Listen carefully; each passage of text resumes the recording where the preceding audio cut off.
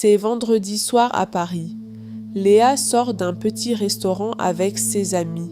Il est presque minuit. La nuit est fraîche et calme. Léa dit au revoir à tout le monde. Elle marche vite vers la station de métro.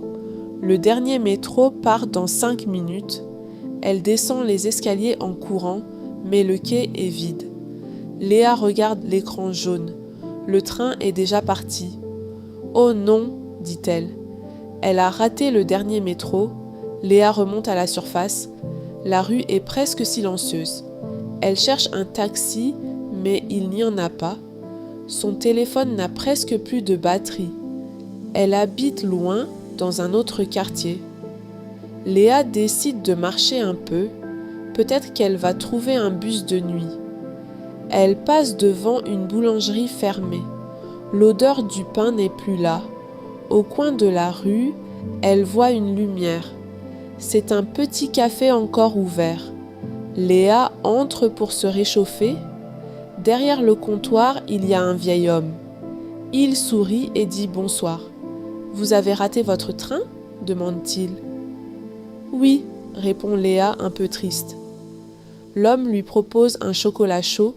Léa accepte et s'assoit près de la fenêtre. Le café sent le café et le sucre.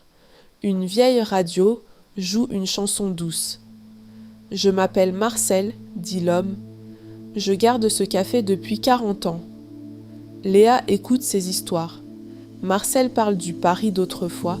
Il raconte les nuits, les clients, les rires. Léa oublie son problème de métro. Le temps passe doucement. Une autre personne entre dans le café.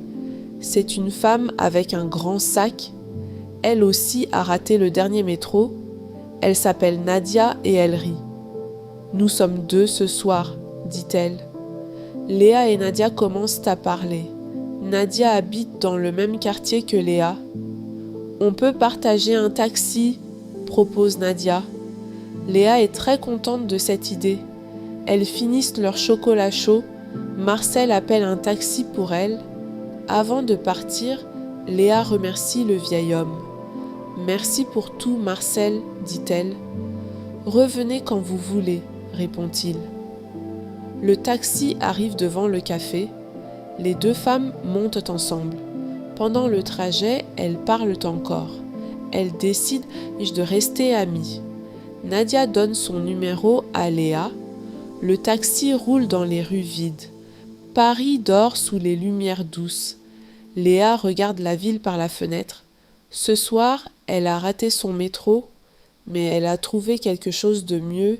Elle a rencontré une nouvelle amie. Parfois, un mauvais